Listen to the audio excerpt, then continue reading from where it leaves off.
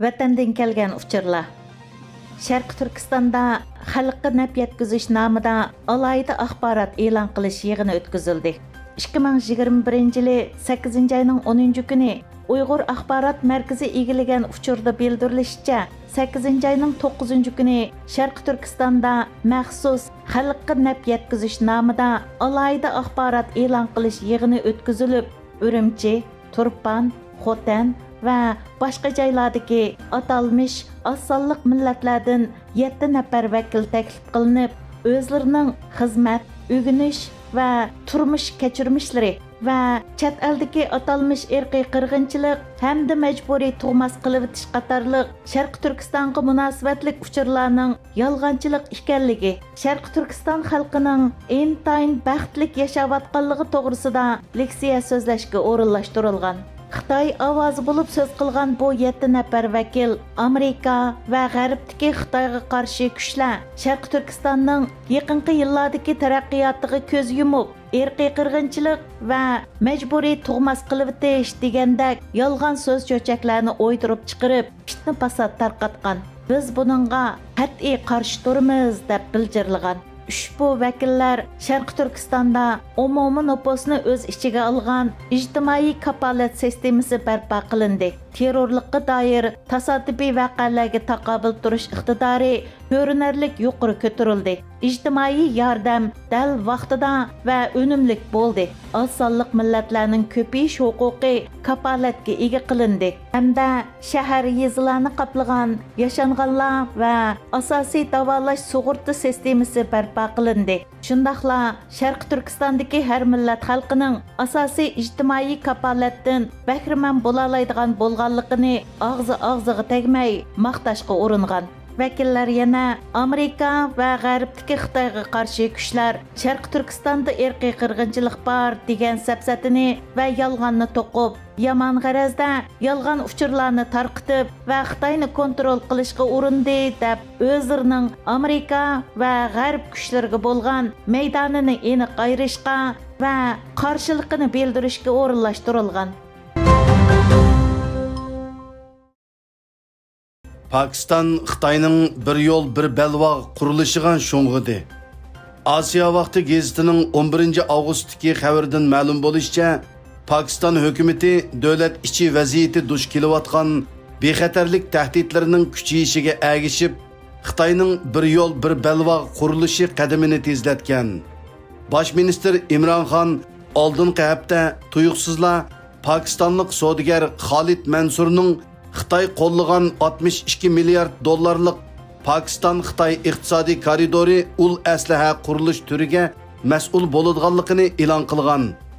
Dokladda yana general-leytenant Asim Salim Bajvaning Pakiston-Xitoy iqtisodiy koridori organining boshliqlik vazifasidan istifa berganligi tilga ilingan bo'lib, ba'zi kuzatuvchilarning qarashicha Bajva Xitoyning buyrug'i bilan elib tashlangan bo'lishi mumkin ekan. Xitoy bilan Rossiya Xitoyning g'arbiy shimol rayonida manevr o'tkazdi. Amerika ovozi to'rining 11-avgustdagi xabarda ko'rsatilishicha, Rossiya va Xitoy Afg'onistondagi muqimsizlik harakatlaridan andish qiladigan bo'lib, Moskva bilan Beijing o'rtasidagi harbiy munosabatni kuchaytirish uchun Xitoyning g'arbiy shimolidagi Ningxia Tungan avtonom rayonida birlashma manevr o'tkazgan.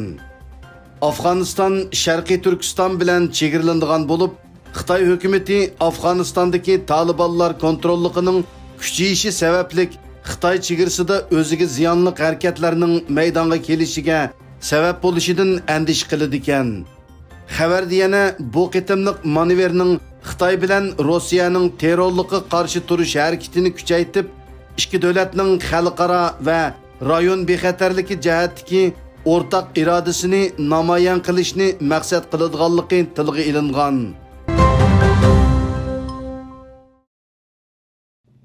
Amerika Xitoyga qarshi turish uchun Yevropa ittifoqi bilan hamkorlashishga muhtoj. Haftalik xabarlar gazeti 11-avgust Amerika Xitoyga qarshi turish uchun Yevropa ittifoqining kuchli hamkorligiga muhtoj nomli maqola e'lon qilgan bo'lib, maqolada Amerika Davlatlik Bexatarlik institutining qurg'uvchisi va ijroiya direktori Jamil Jafar Amerika va uning Yevropadagi ittifoqdoshlari duch kelgan eng muhim jug'rafiyalik siyosiy tahdidning Xitoy ekanligini, garchi Amerika va Yevropadagi ittifoqdosh davlatlar Xitoyning Sharqiy Turkistondagi kishilik huquq dafsandichiligi, Shangangdagi demokratiyani boshqarish qatorliq masalalarda o'rtaq tonishga ega bo'lsa-mu, ammo ittifoqdosh davlatlarning bu masalalarda yetarlik harakat elib bormaganligi Amerika va Yevropaliklarning Xitoyga bo'lgan andishisining siyosiy ishlarga emas, iqtisodiy masalalarga mo chetiladiganligi qatorliq bir qator real masalalarni o'tirg'i qo'ygan. Maqolada yana o'rtaq qimmat qarashga ega davlatlarning o'zaro hamkorlashib, ixtilofliq masalalarni tugitib, Xitoy elib kelgan tahdidga taqobil turishi kerakligi tilga ilingan.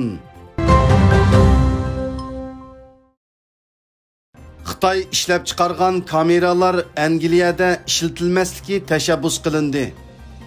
Angliyada chiqadigan BBC xabarlar to'rining 14-avgustdagi xabarda deyilishicha, 7-oyning 8-kuni Angliya Tashqi ishlar komiteti a'zolari doklad e'lon qilib, Xitoydagi Haykang shirkati ishlab chiqargan kameralarning butkul Sharqiy Turkistonga o'rnatilganligini va jazo lagerlarini asosli kamera texnikasi bilan ta'minlaganligini o'tirg'i qo'ygan.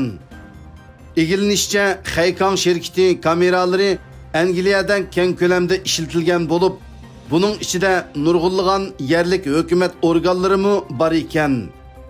Xabarda Angliya Tashqi ishlar komitetining Haykang shirkatining Angliya ichida tijorat qilishiga yo'l qo'ymasligini tavsiya qilganligi tilga ilingan.